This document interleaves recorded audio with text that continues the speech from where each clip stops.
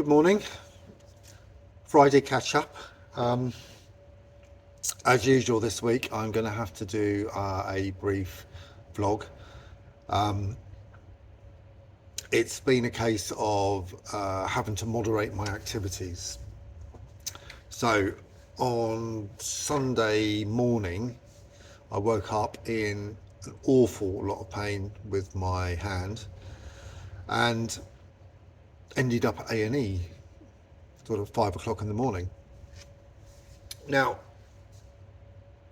A&E is not a place I enjoy at the best of times, and A&E at Midland Public and Private Hospital is not the best place to be at that time of the morning. Quite simple. Lots of colourful life about, to say the least, and it was not the most pleasant experience in the world. However, I'm glad I went. It was necessary. Now, up until that point, I've been seeing my doctor about my hand, and he'd passed me on for various tests of x-rays and ultrasounds which had shown issues, and he'd referred me on to I can't even remember what it's called, an electrical test as well. I think it's basically just to check the nerves in the arm and hand. Anyway, I went to A&E, and after a 3-4 hour wait, I went to see a doctor, and she looked at the hand and she said, "You have ripped tendons or inflamed tendons, whatever you want to call it." Now, that was a little bit of a surprise because that wasn't something that was mooted by my doctor, and he suggested ulnar nerve neuropathy, obviously a combination of all the stuff that was brought up on the x-rays and ultrasound, and also thrown in a different mix of things, but hadn't really mentioned tendinopathy, she called it. So she got me to see a hand specialist. So luckily there was a hand specialist on site on Sunday morning, and she came along to have a word, and she looked at it. She discussed the carpal tunnel and other sort of aspects, and she said, right, she said, leave it with me, I'm just going to go and get an appropriate brace. Now, I could have had a cast put on, but that would sort of immobilize me in many ways, and that's not something I'm going to put up with. So made this compromise with the brace, which so far has worked remarkably well. I don't know if you can sort of see, that's the brace, which is specifically for what I've got, and it's taken the pain away. Now, she did give me some really, really strong painkillers and anti-inflammatories, and they just knocked me for six, and I'm not going to take them.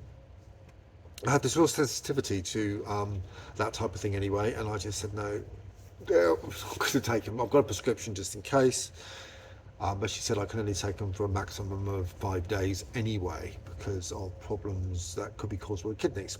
So I thought, no way, you can keep them, I would rather put up with the pain.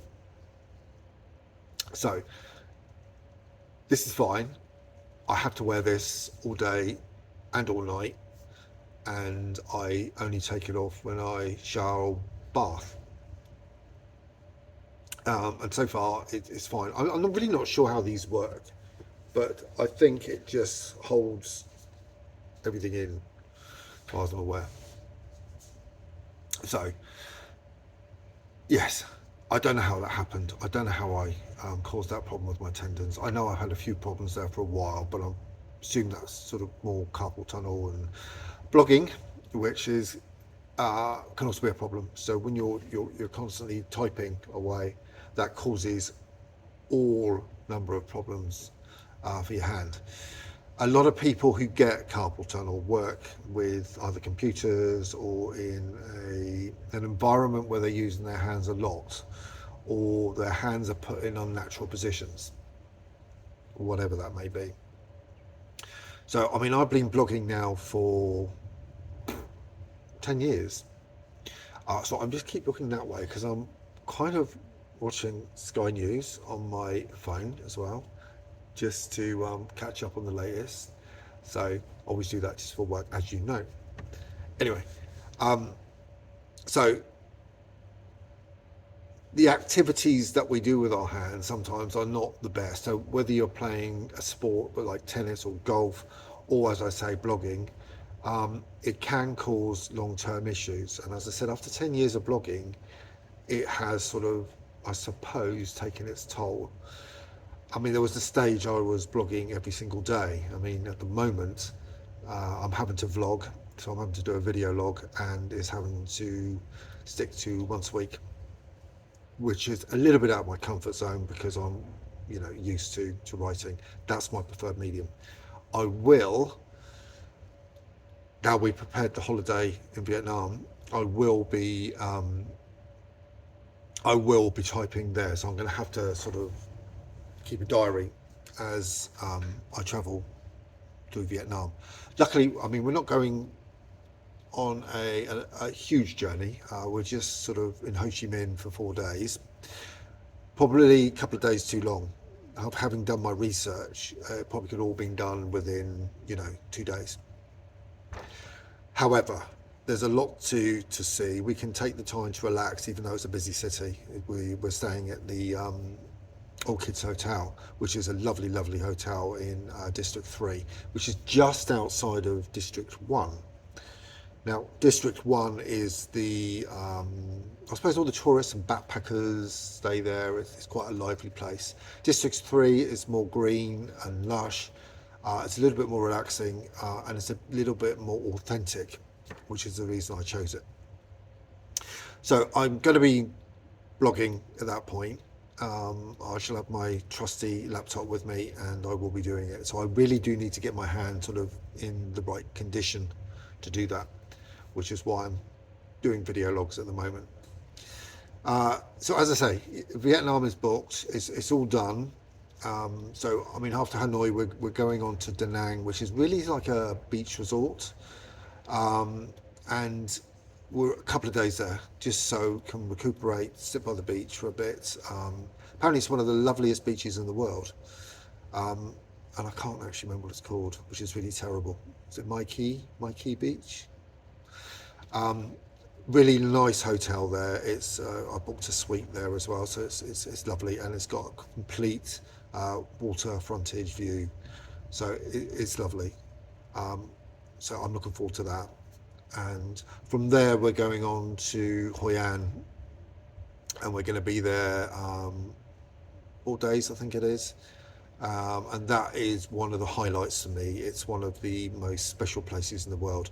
It's called, I believe, City of Lanterns. So they've got this thing where they light lanterns, and the rivers have these lanterns flowing down, all lit up with flame, and it looks lovely, and they lit them out in the night sky as well. It's a very historical city. It's something, or it's a place I've wanted to see for a long time. I also want to see a place called Hue. I think I've mentioned this before, and I'm going to arrange at least one trip. I'm not going to do too much because of the hand, but I wouldn't mind going back down the Mekong, which is probably one of my favourite rivers ever. It's lovely, and you see all sorts of life there. I want to see a bit of traditional Vietnam life. Maybe visit a crocodile farm again, and possibly there is one where you can see pythons. I'm not too sure about seeing pythons and touching them, but apparently they're supposed to be quite nice. So maybe I will. I don't know. as week goes, it's been a really, really hot one, quite debilitating. The weather has been 41, 42 plus.